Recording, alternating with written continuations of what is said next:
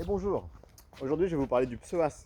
Donc le psoas c'est un muscle qui s'insère sur le fémur au niveau de l'aine et qui va remonter au fond du ventre et qui va s'insérer sur les lombaires.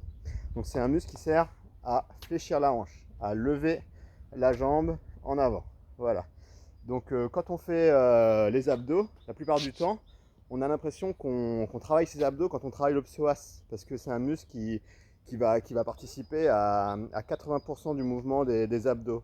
Mais du coup, c'est un muscle qui va être délétère pour la plupart des gens, car il va creuser le dos. Et si on a déjà une discopathie ou une fragilité du dos, il peut vraiment nous accentuer ces douleurs. Donc quand on fera les abdos, les mouvements qui seront interdits, ce sera vraiment les mouvements de flexion comme ça.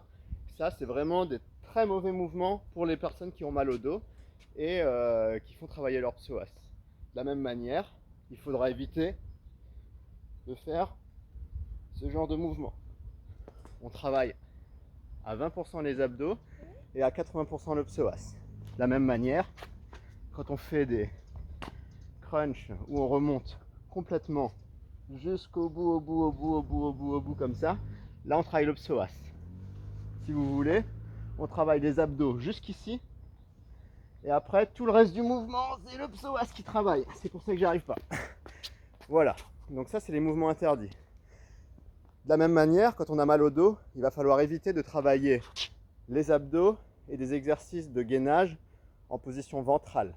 Donc quand vous ferez des séries d'abdos, il faudra vraiment éviter de travailler vos petits mouvements d'abdos.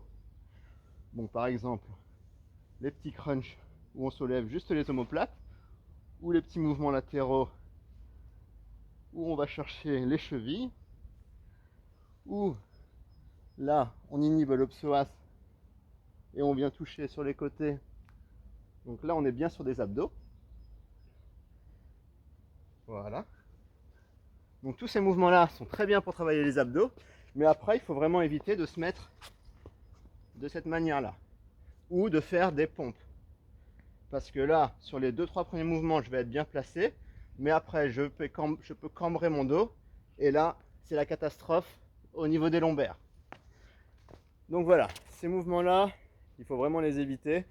Donc remonter les jambes en avant, ça c'est bon seulement pour les gymnastes et pour les grimpeurs. Et après, pour monsieur tout le monde, dans vos séries d'abdos, il faut vraiment différencier les abdos du travail du dos. Donc les abdos, on remonte. Le travail du dos, ce sera les gainages en position ventrale, par exemple. Ensuite, je voulais vous montrer comment étirer son psoas. Donc pour étirer son psoas, souvent ça passe par un étirement du quadriceps. Donc ça peut être bêtement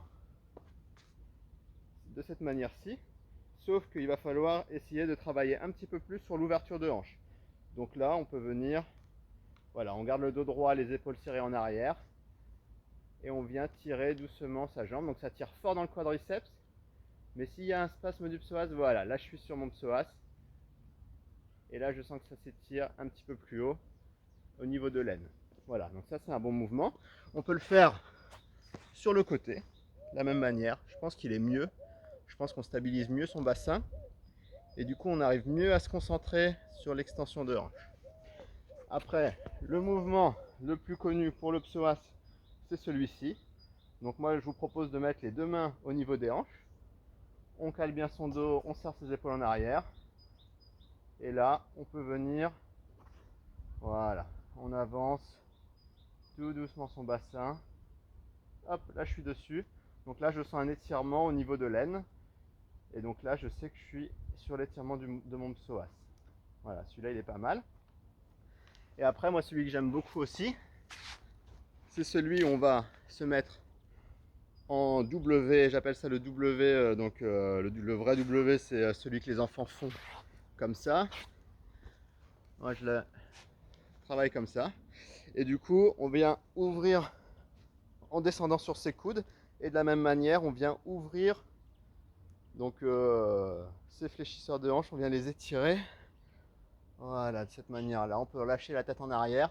Et toujours pareil, on travaille sur un cycle respiratoire, donc sur 5 respirations.